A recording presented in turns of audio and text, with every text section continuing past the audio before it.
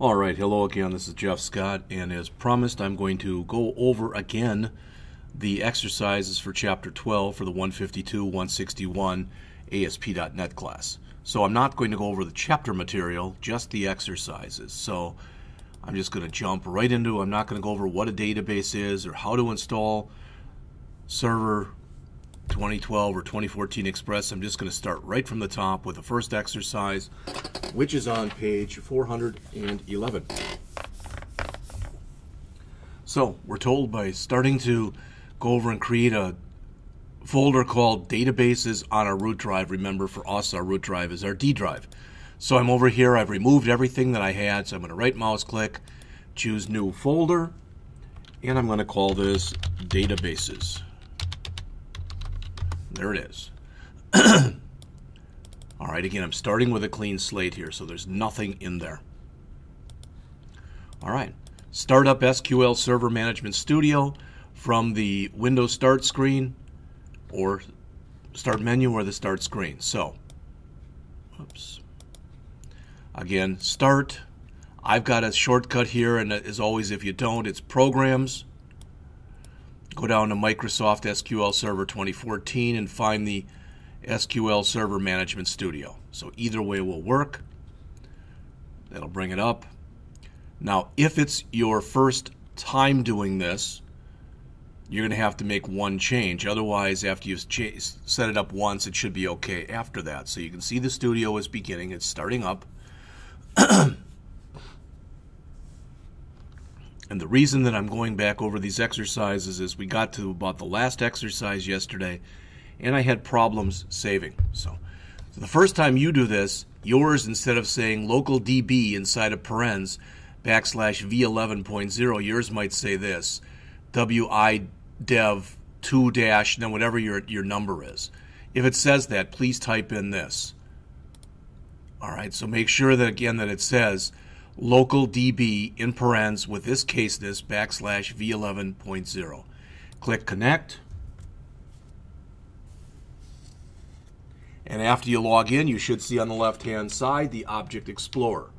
All right, you see this in Figure 12.4 on the bottom of the page and also on the left-hand side of your screen here. We're told to right-click the database node in here and choose New Database. And they want us to call this Planet Rocks Temp. I'm going to just do everything that they say. Planet Rocks Temp. We have to make sure that we change our path here and here. This is our actual database here. This is our log file that goes along with our database here. But we want to click here. We want to make sure that it's set to our, on our desktop, that it's set to our folder called databases. And it should say it down here also. So mine is d:/users /jscott /desktop /databases, excuse me. All right, so that should be everything there. And then I've got to do the same thing. Luckily, it remembers all of our settings. So with it highlighted, I'll just click OK again. Now those are both set. All right, click OK to create the database.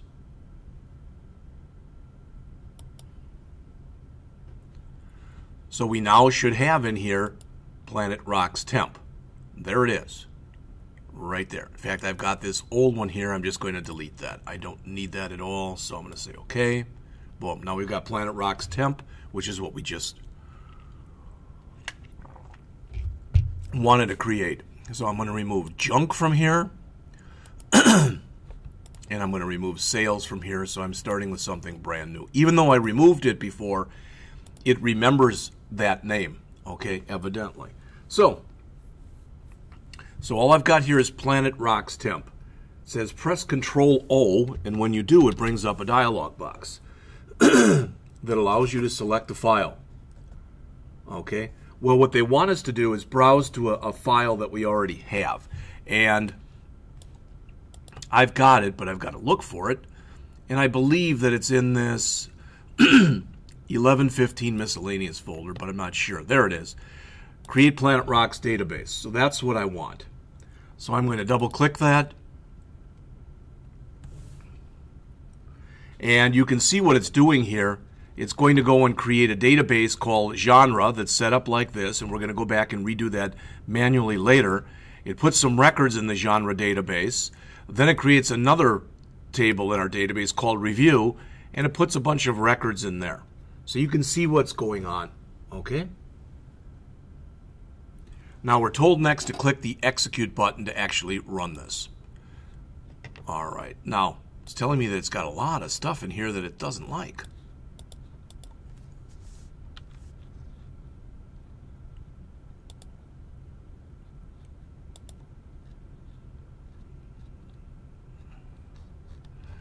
Never did this before, so that's interesting. 1, 2.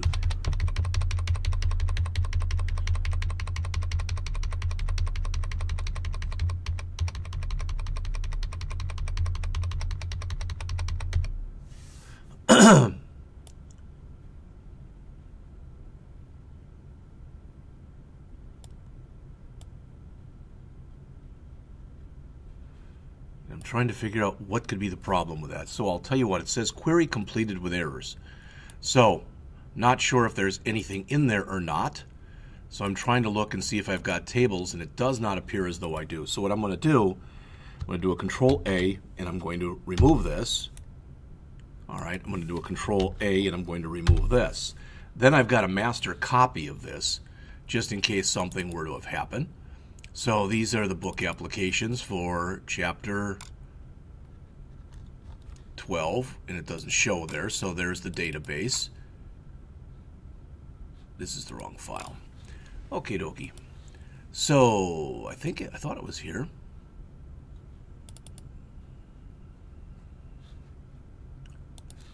Well, it's bad enough looking bad in class, but it's even worse when you're taping and you're not looking too good. So let's do this. This is from a different book that I used to use, so that's the wrong book. So what I'm going to do, try to do it quickly, is I'm going to go out to rocks.com, which is the site for the website of the author or the publisher, and I'm going to go in there, and there's our book.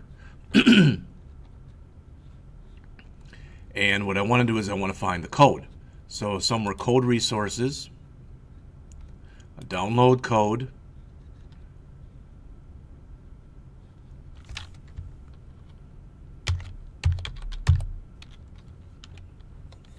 there's beginning ASP.NET 4.5.1. I'm going to download the C# code. There it goes.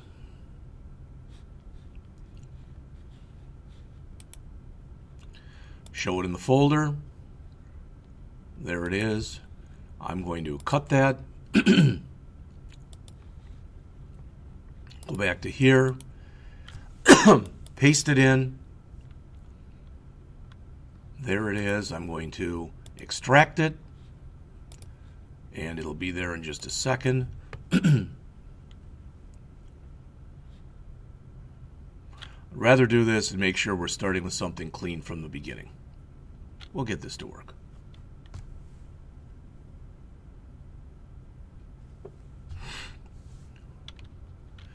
If you hear noise in the background in a couple seconds, I just turned my watch on. It's my new Android watch. All right, so that was it. So here we go. Source, Chapter 12, app data. There's the Planet Rocks right there. I believe this is it. So let's edit it and just double check. Oh, it's an MDF file. Don't want that. Ah, boy.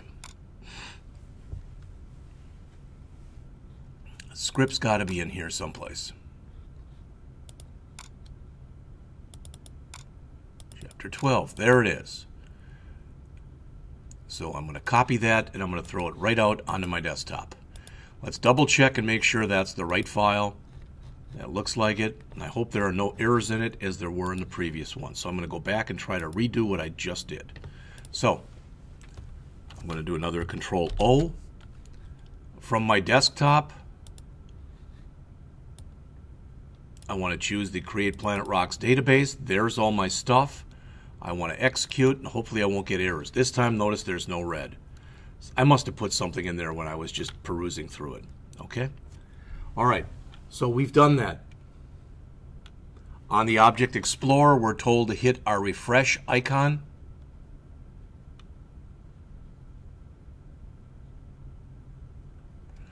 Which I don't see.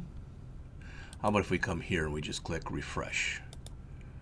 All right. Tables, there's our genre, there's our review. So we've gone through the first exercise. It's on pages 411, 412, and 413. We connected to an instance of SQL Server called localDB in parens /v11.0. As mentioned in the book on page 413, that's a lightweight version of SQL Server designed for development. All right, we created a new database called Planet Rock Temp and stored it under d:/databases. Then we ran an SQL file against that, which created two tables called genre and review. All right, and that moves us up to the next exercise, which is on page 417 of our book. So again, I went through all the stuff in this exercise, the first one, and we're jumping all the way up to page 417 in the book. All right, now we're told to select data from the sample database. It says, in this exercise, you use the database we created in the last exercise. It's used only for the samples, so don't worry if you mess anything up, because you can always go back and add it in later. I've already got SQL Server Management Studio open, so I'm just going to follow the steps as they're shown in here. So I'm going to jump back. I'm going to jump back into here, okay? And now I'm just going to tell it to close this, and it's clear again. All right. So I'm told to right-click on the genre table and choose Edit Top 200 Rows. And there we have them. We see a list with the available genres that are in the table, and you'll notice there are 12 currently. All right. This is actually the result of an SQL query that we executed, which basically said select star from the genre table.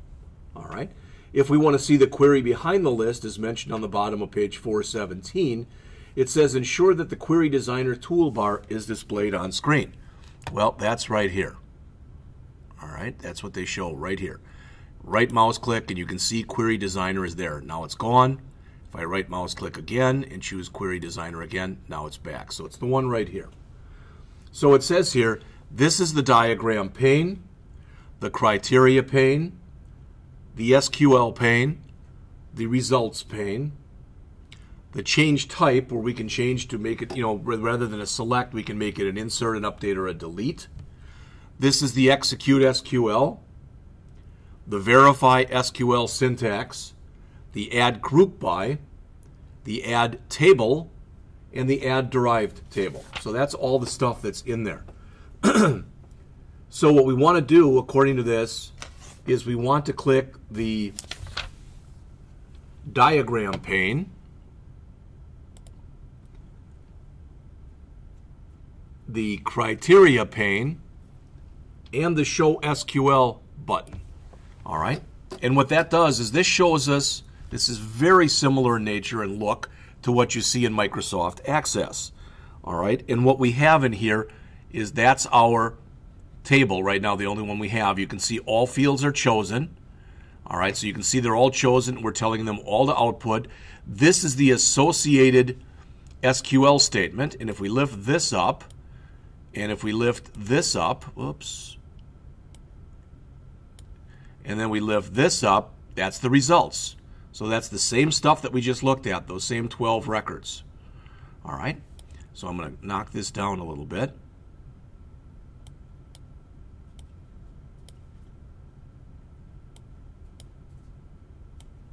Come on.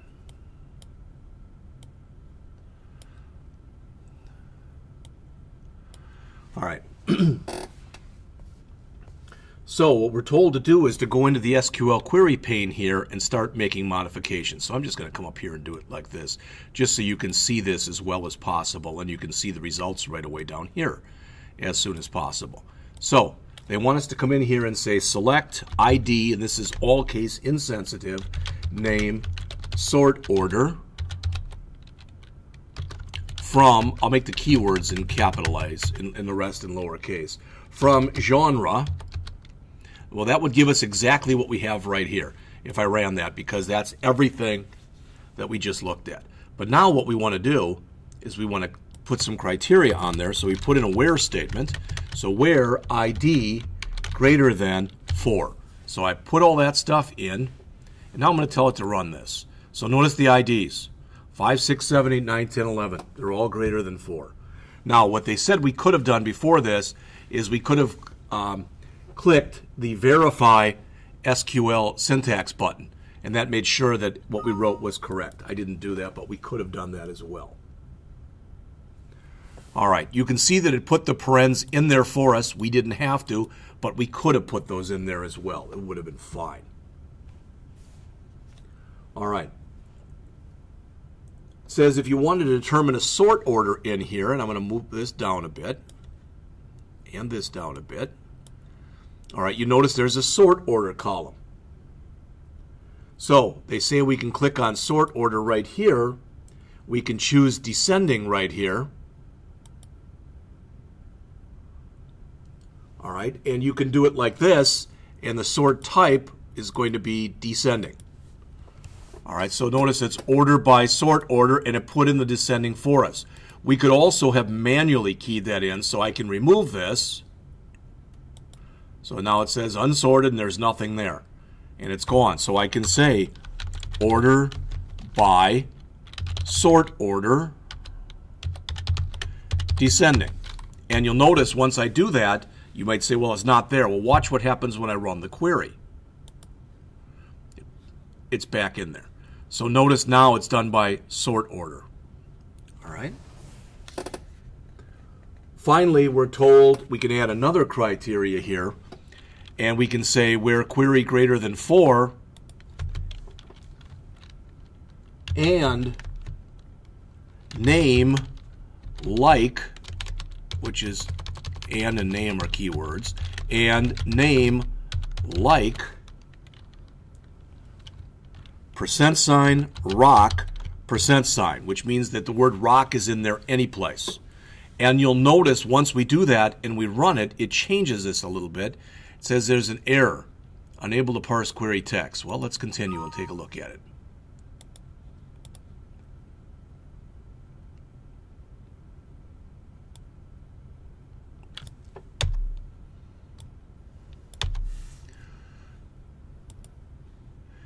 Error near the %. I think what it is I think I need single quotes here and here. Whoops. Come on. And let's now check our SQL syntax. Now it says it's okay. So notice what it did. It put that in here as well. All right, so now they'll be the ones that are greater than 4, but it has to have the word rock in it. So you can see previously we had about 6 or 7 records. What was it? 5, 6, 7, 8, 9, 10, 11, 8 records. Now we have 3. All right, that's steps 1 through 8 on pages 418 and 419. Actually, 417, 418, and 419. And 420. So they mention here, this is the second one.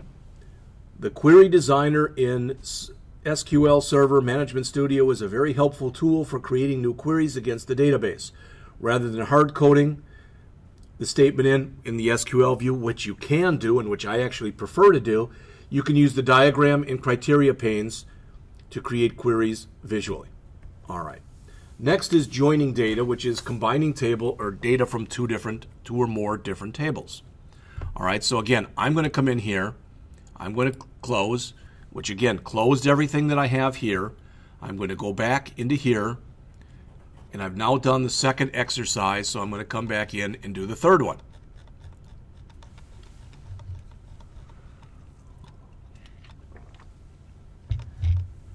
So we're up to page 422. Joining data. Here's the syntax for it. Select, followed by your field names from the first table, inner join the second table on, then a common field. So as mentioned here, starting on page 422 and going on to 423, to join data from two tables, you need to write a join statement in your code.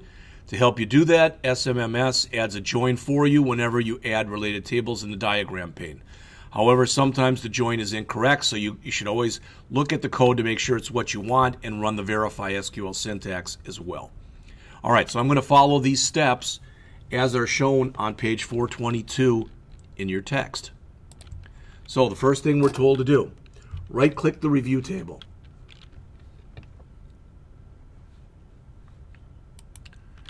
And choose Edit Top 200 Rows. And there it is. Okay? It says you'll see all the reviews in the table. Next, enable the diagram, criteria, and SQL panes. So right now, that's what we're running. That's the equivalent of a select star. All right. Right-click in an open spot in the diagram pane and choose Add Table, or you can go to Query Designer, Add Table, either one, but I'll just do it this way. So Add Table, and the one we don't have is the genre table. So I'm going to add that, and I'm going to click Add. All right, and I'm going to close.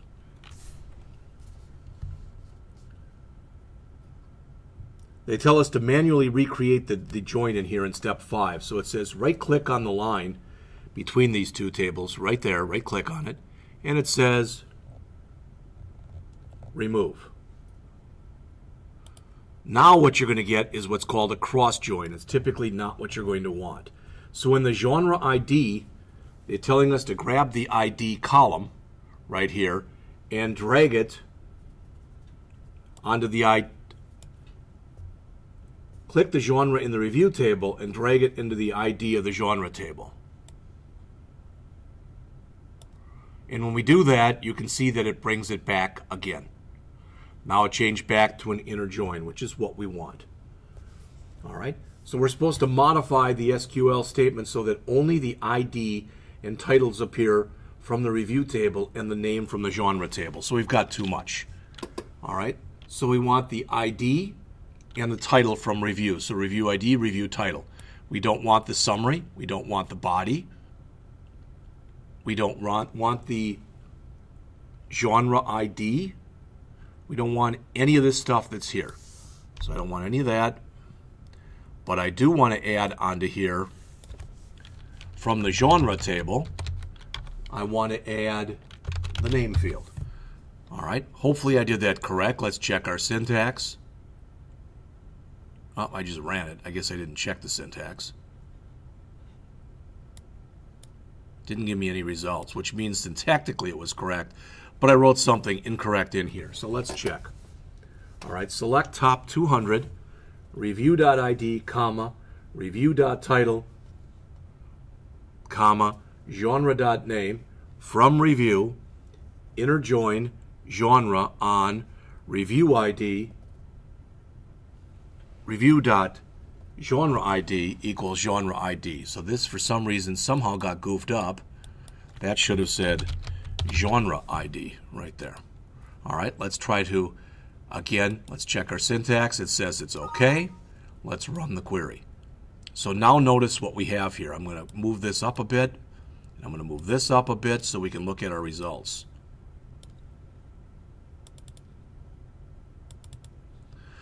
So what we have is, again, from our review table, we've got that ID field. From our review table, we've got that title field. And from our genre table, we've got the name field. So we grabbed 3 fields from 2 different tables, so we needed to do an inner join. And you can see that that worked. As they mentioned in the how it works on page 423, by using a join in your statement, you tell the database how to relate rows to each other. In this example, you join the genre ID column of the review table to the actual ID of the genre table. All right? That finishes this exercise. So again, I'm going to keep doing this where I just remove everything when I get done. All right. So I'm moving up to page 423 here, and they start talking about creating data, updating data, and deleting data. So with the next exercise, as the author says right here, we're going to put everything we've learned thus far into practice. We went through this in class, but again, I'm doing it again. 424, 425, and 426. That'll get us back pretty much to the point where we were at the beginning of the last class. So again, in here, in a series of steps, I'm going to see how to create a new row into the genre table, select it to find out its new ID, update it using the update statement, and finally delete that one via the genre, or delete the genre. It says, although the examples may seem trivial, it goes to the core of how this stuff works. It allows you to do CRUD, create, read, update, and delete. So I'm going to follow the steps directly on pages 425 and 426. All right, there's about 10 steps or so. Actually, there's 15. So we're going to follow all 10 of these, and all 15 of these, or 5 of these, I guess. So, taking it from the top, right mouse click, or right click the genre table, and select Edit Top 200 Rows. Click again on the first 3 buttons. In the SQL pane, remove where it says Top 200. That's just something that you get by default. And in the diagram pane, uncheck the ID column, but leave name and sort order. So uncheck the ID column and leave name and sort order.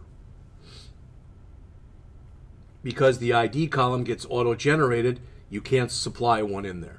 All right, again, this is a way of doing it, what the author is showing here, but I'm following the author's steps. In the Query Designer toolbar, click the Change Type and choose the third option, which is Insert Values, right there.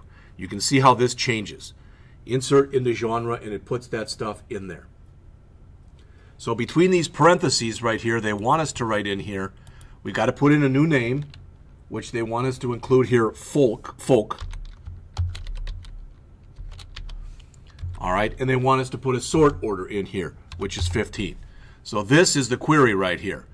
Insert into genre, name, sort order, values. All right. I'm going to just try to line everything up. I don't know if that makes it easier to read or harder to read, but there you go. So there's everything. If we want to execute this, we can press here. Always you should verify your syntax. It looks good. So I can press here, or as the author says in step 9, we can go in and do a Control R.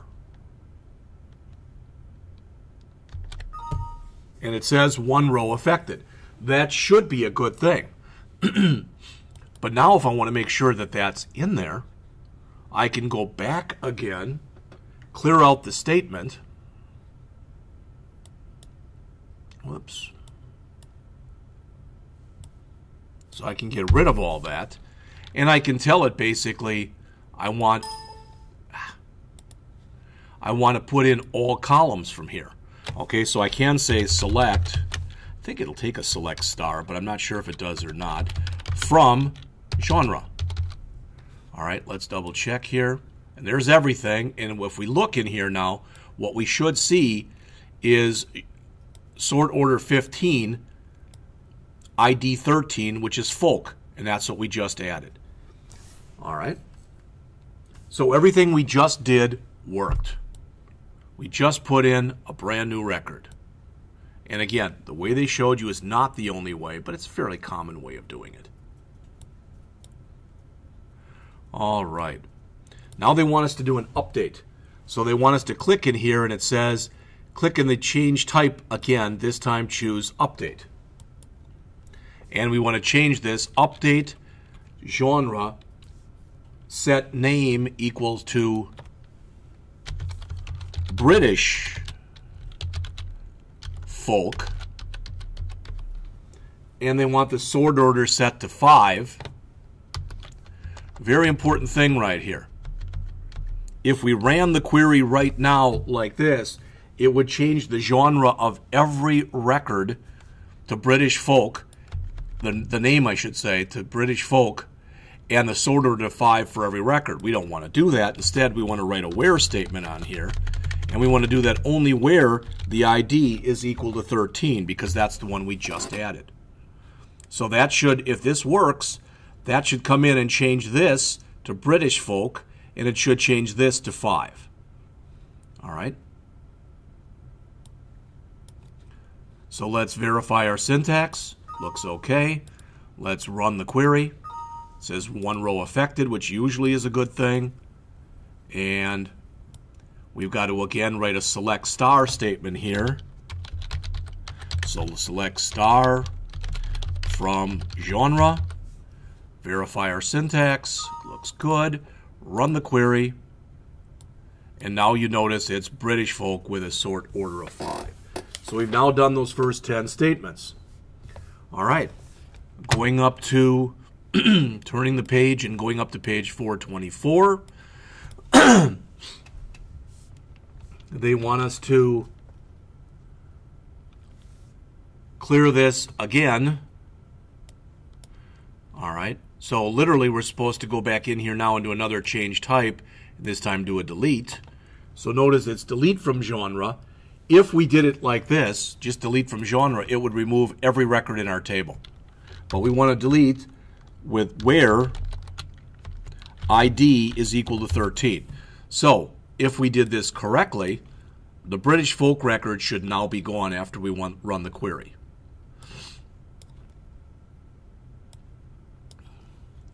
Let's check our syntax. Let's run the query. And it says 1 row affected, which again is always a good thing. Select star from genre. And we again check our syntax, run our query, and we notice now that it's back and number 13 is gone.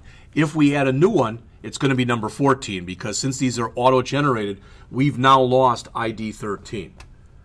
All right. And that's everything on those 15 steps that start on the bottom of 424 and it goes through the top of 427. It says in here, in this short exercise, you carried out all 4 parts of the CRUD acronym. We started off with an insert statement to insert a new row into the genre table. All right. What we'll talk about in the next section is the ID column for the genre table is an identity column, which means that each new row gets a new sequential ID assigned automatically. We retrieve that ID by using a select statement with an order by clause. We then executed an update statement to change the name and the sort order of the newly inserted genre from folk to British folk and from sort order 15 to sort order 5. Finally, at the end of the exercise, we executed a delete statement to get rid of that new row. So up to this point right here, and I'm just going to again close everything. So up to this point, that brings us back to page 427. But as the author says, up till this point, we've seen how to work with existing tables. But it's also important to realize how to create your own tables. So what they start on page 427 here, these are the different SQL data types, and these are their equivalents in .NET, and there's an explanation of what's going on. So that's the bottom part of page 427 and virtually all of page 428.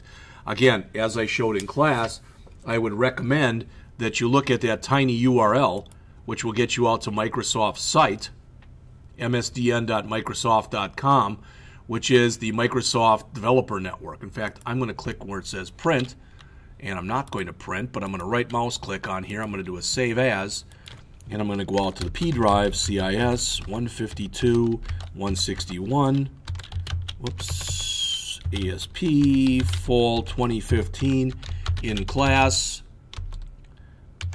And we didn't have a folder for that. All right, I'm just going to throw it out there for now. And I'll have to remember to move that later. So you'll have that in case you're interested in it. Okay, in fact, I better do it now because if I don't, I'll forget.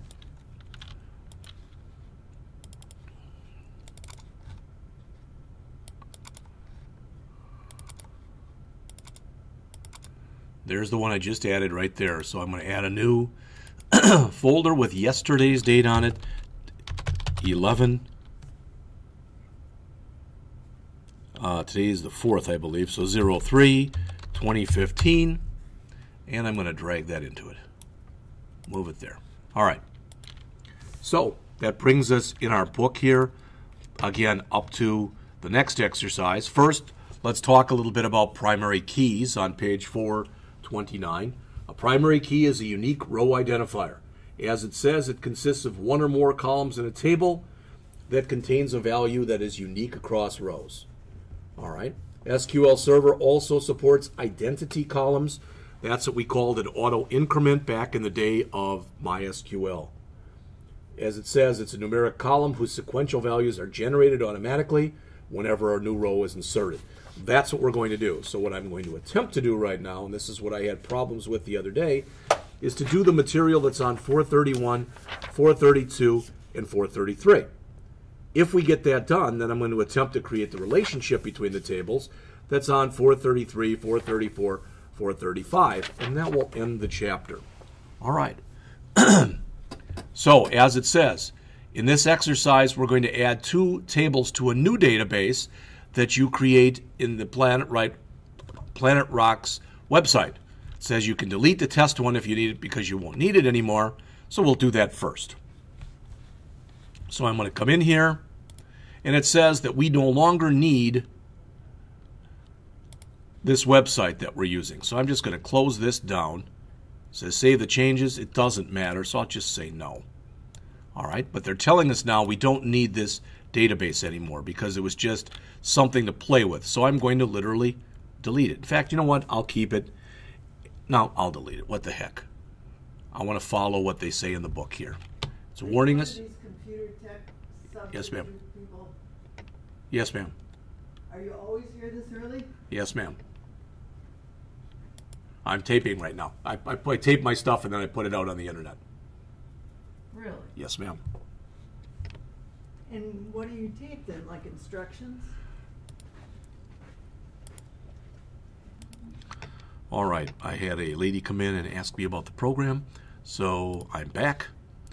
And again, we're going to come back and follow the steps as they're shown here starting on page 429.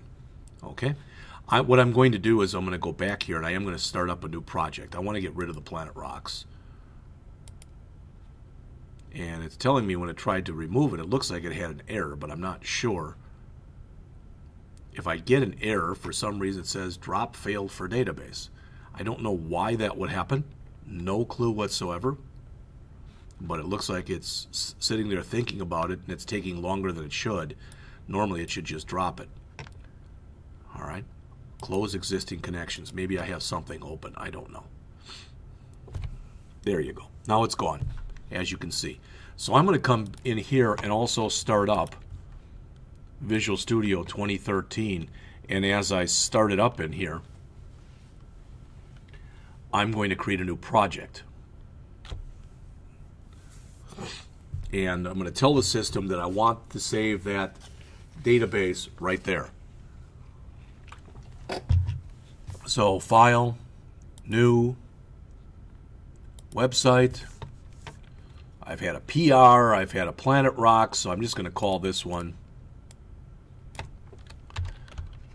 P Rocks because I don't have anything called P Rocks right now. All right, I'm just going to use the fully functional website and create that just so that I have indeed my structure set up in here. Since I created the full-fledged database, I should have, among other things in here, I should have an app data folder, which I'm going to use to hold my database, ideally, in just a minute or two. All right, so it's creating PROCs. As you can see, it's generating the files in the background, pretty much. And hopefully we'll have that up very quickly. And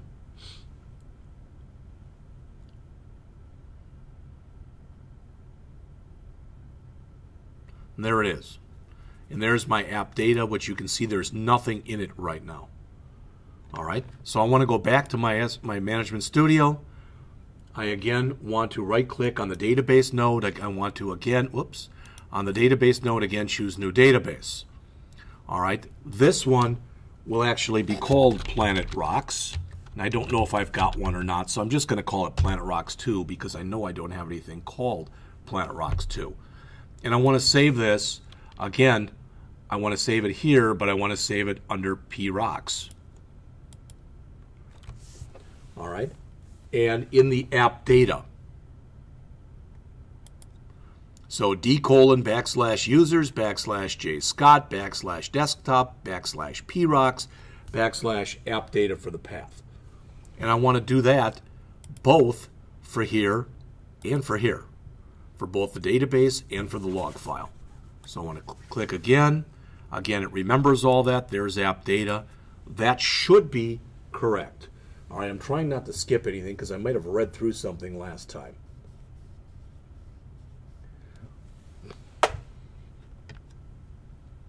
And click OK. There's our new database we just created called Planet Rocks 2. All right, it says in the Object Explorer, expand databases, right-click on the Tables node. And it says choose new table, as shown in figure 1218 on the bottom of page 429. So I am following along with what's in the book, so I'm right here. So table,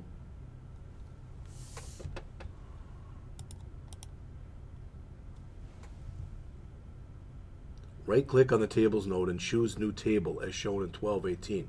Well, it must have changed a little because this isn't showing it the same way. So I got click Table, and there we have it. So I'm on step 3. In the dialog box that follows, this is page 430, you can enter column names and data types that together make the table definition. Create 3 columns, ID, name, and sort order as shown in our textbook right here. So I want to recreate this that you see right there.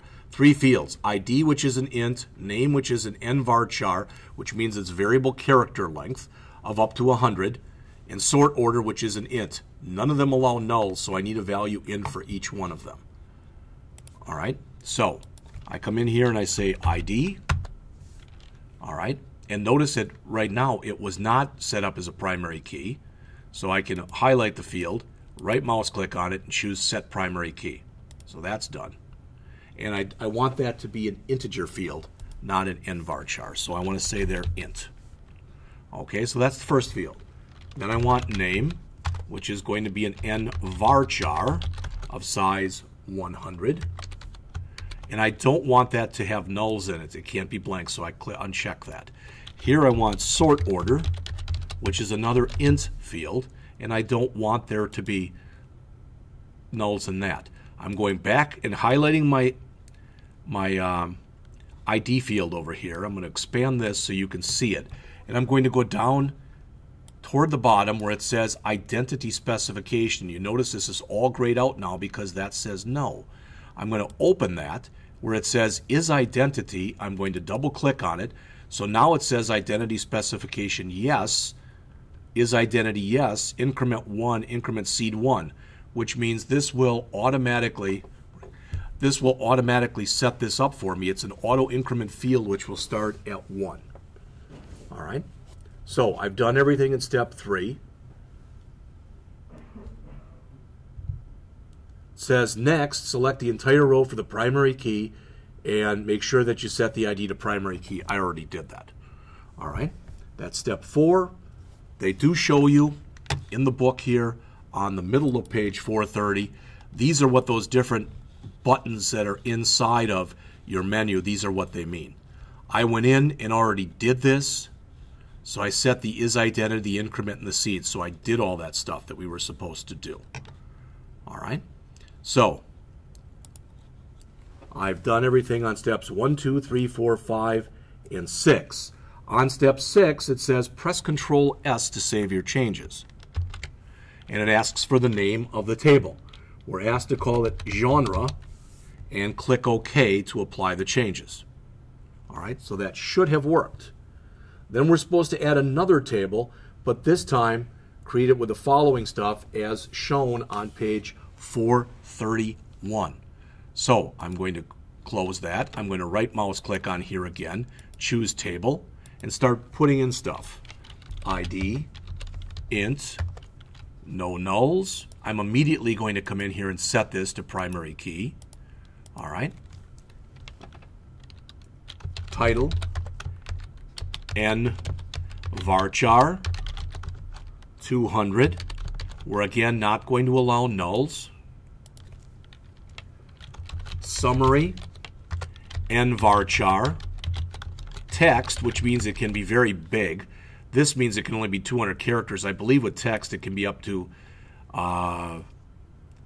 65,536 or something like that. I want that to be text. I don't know how I got that, but I want this to be n varchar text. Okay, no nulls. Says setting for length must be 1 to 4,000. So what that should be is not text, that should be max. So n varchar max. There we go. And now we can remove that. Body is also going to be an n varchar set to max. And that actually can be empty, so we'll leave that like it is. Genre ID, that will be an int, and that cannot be blank. Authorized will be a bit field, which means it's very small, and that cannot be blank. Create date time is a date time field, and that cannot be blank. And finally, update date time. All right, and that's a date time field, and again, cannot be blank. So that's everything that's shown on page 431.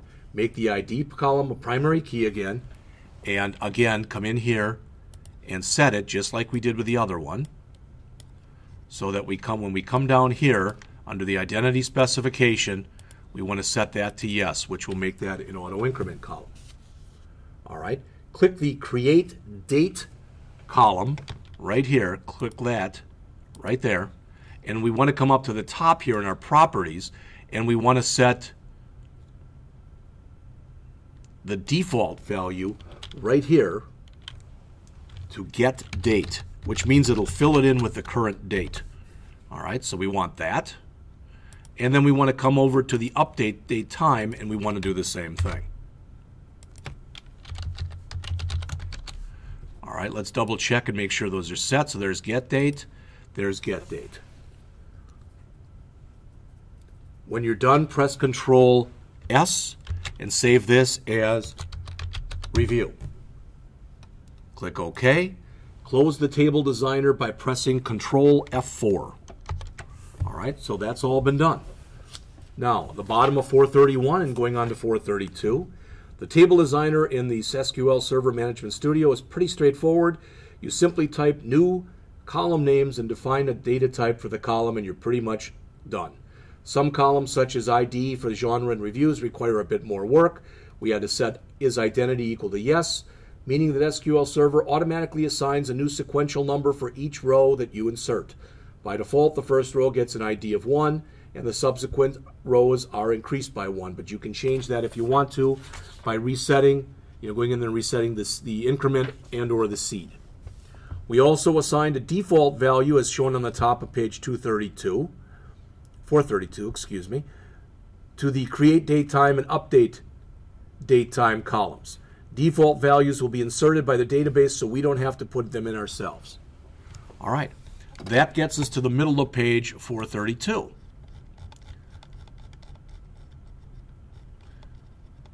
So, in addition to relationships that are only defined within queries, you can also create relationships in the database. We're going to do that, and this is, I believe, the last exercise that's in the chapter. So the author says, consider the tables you've created so far. You've got a genre table with an ID column, which uniquely identifies a genre row. We've got a review table that also has a genre ID column. All right? So, in other words, the review that has the genre ID in it, that's what's called a foreign key, so that's put in there so that we're able to associate the two tables together with one another. So I'm going to follow the steps on 432, 433. 434, and 435. All right? So before we can visually add the relationship, as it says, you need to add a diagram to your database. A diagram is a visual tool that helps you understand and define your database.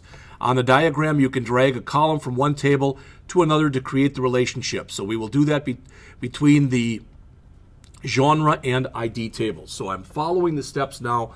I'm on page 433 in the book.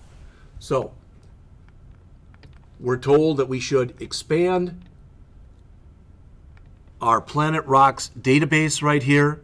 So if it looks like this, expand it, and then right-click on the database diagram element and choose New Database Diagram. All right. It says the database does not have support for one or more of the object types used. Do you wish to create them? I don't know, so I'm just going to say yes. Okay. All right.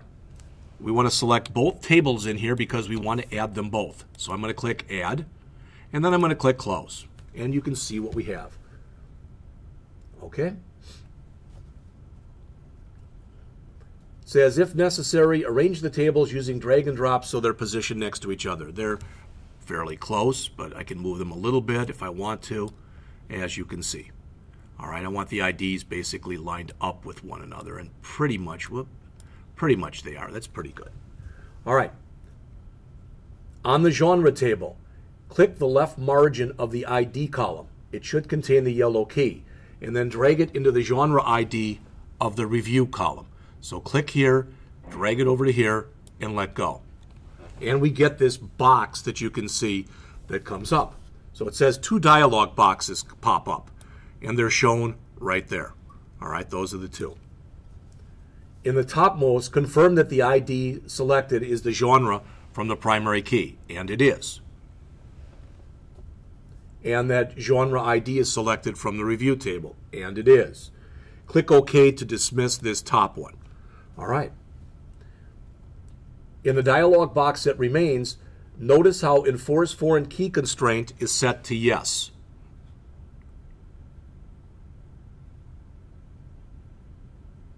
Well, I'm looking for it.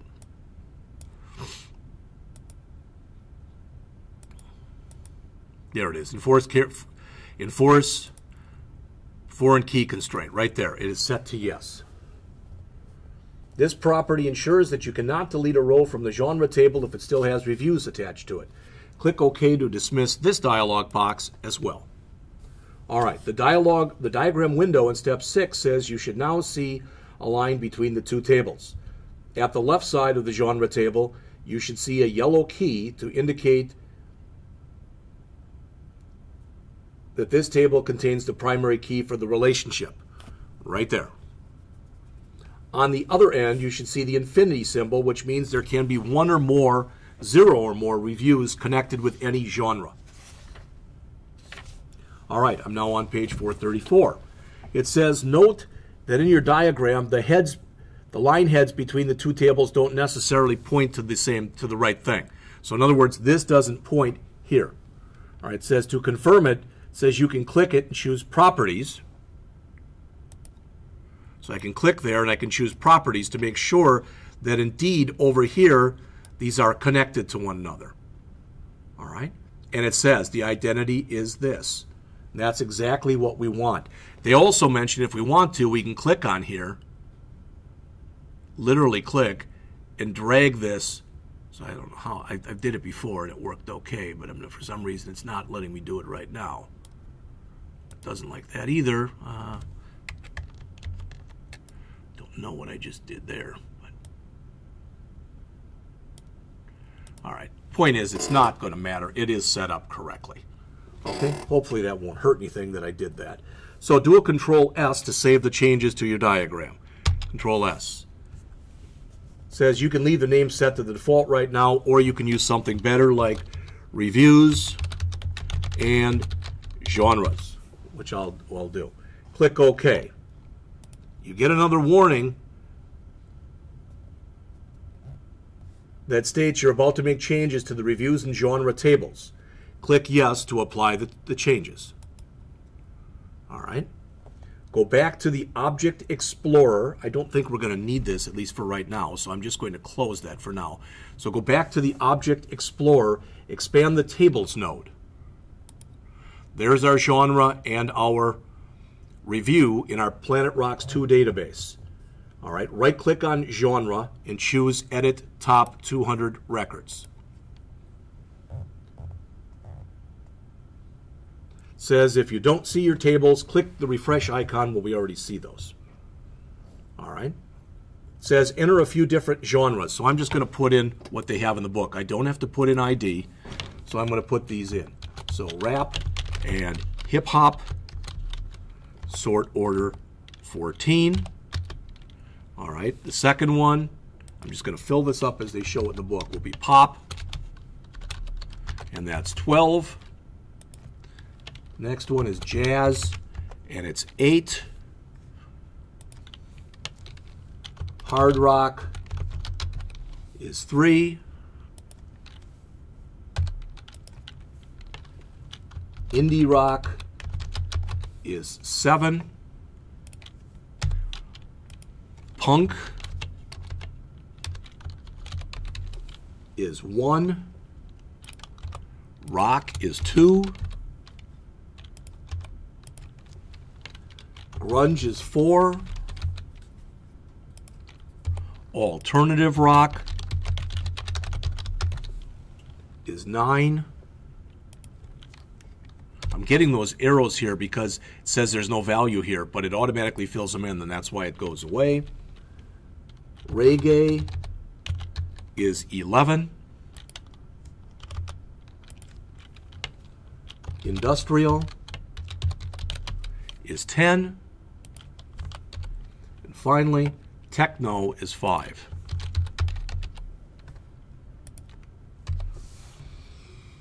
So that should all be correct right now. So I filled all that stuff in step 8. All right. I'm going to do a Control S to save, and I'm going to close that. Then I'm going to open up the review table. And again, edit top 200 rows. There's nothing in there. Same kind of thing. It says supply some IDs. So I'm going to put in the 4 as are shown on figure 1227 on page 435. I don't have to put in the ID again. The title will be Sonic Youth, Daydream Nation. I'm just going to put in live tour here. Live tour. And this will be summary from item 1. This will be body for item 1. The genre ID will be 5. Authorized will be true. We don't have to put in a create date. Okay, so that's our first record. All right. It's giving me something here, and I'm not sure exactly why, but it's giving me a error message there, but it shouldn't. This should fix itself when we get all done. All right. So number 2 will be another Sonic Youth. I spelled that one wrong. Yeah, I know. Well, it's going to make me wait until I go back. And this will be, let's just say Sonic Youth, and we'll put in here update. I don't know why, but I just did. Summary from item 2, body for item 2. This again will be true. Oh, that's the wrong one. The genre ID is there, not the, so that should be 5, and this should be true. All right. I want to go back to that one and just spell it right. So that should say Sonic Youth. So that should have an H there. Oh, it doesn't want to let me put it in. That's not, I'm not going to worry about it. All right. So Nora Jones, Not Too Late.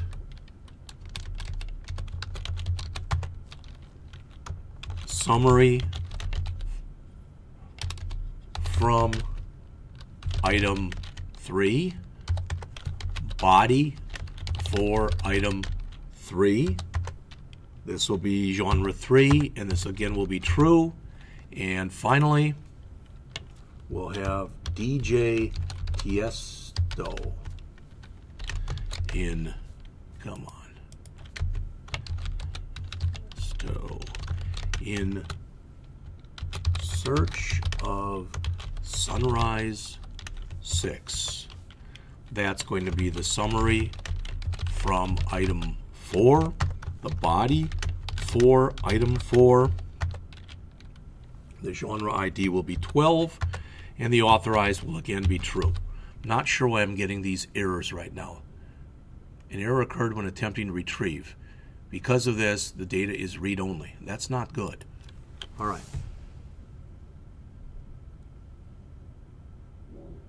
So let's see if we attempt to do a Control S and save right now. It doesn't look like it's going to let us save.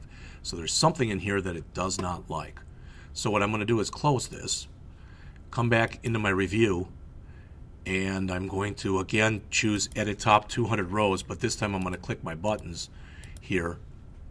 All right, and actually what I want to do is I want to check for the review and make sure that everything was set up okay. So what I actually want to do here, close that.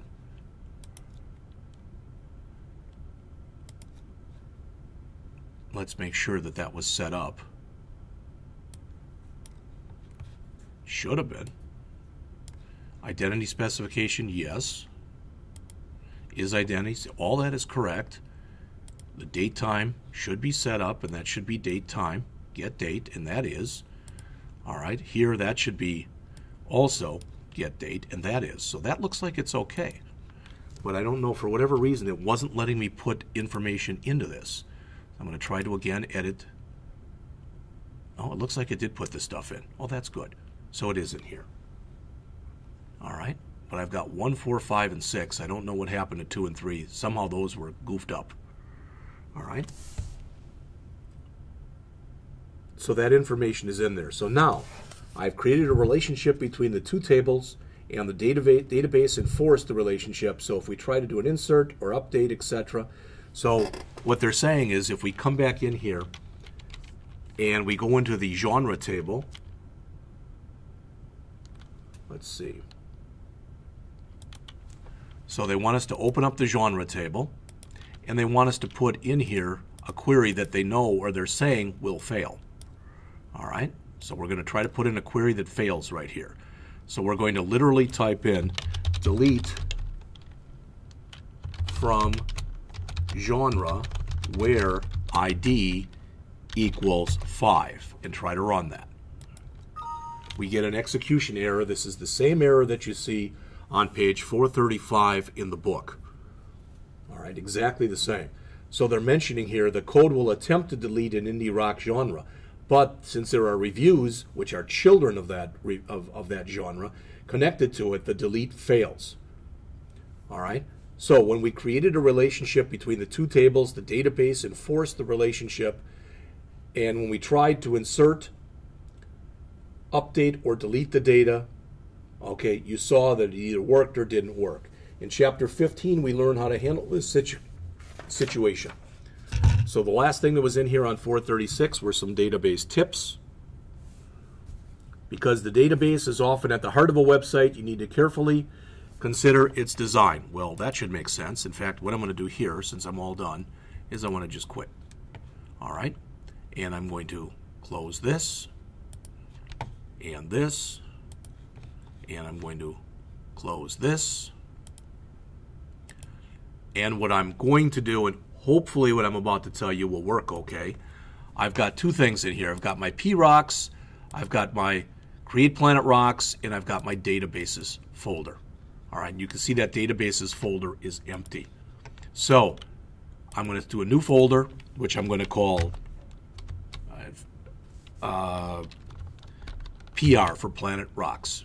And I'm going to copy into that folder the SQL file and my P-Rocks project. I'm going to copy those both in there. All right. It says it cannot be completed because the file is open. Close the file and try again. So let's skip that for right now. Skip it, I said. So they're both in there. Good morning. And I'm going to copy this over to the P drive.